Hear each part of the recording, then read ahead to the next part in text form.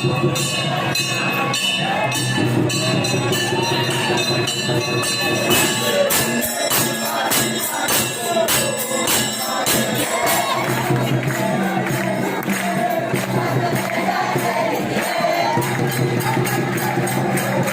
Hello नमस्कार, मी वर्षा चौधरी तुम्हा सर्वांचं एका नवीन ब्लॉग मध्ये अगदी मनापासून स्वागत करते।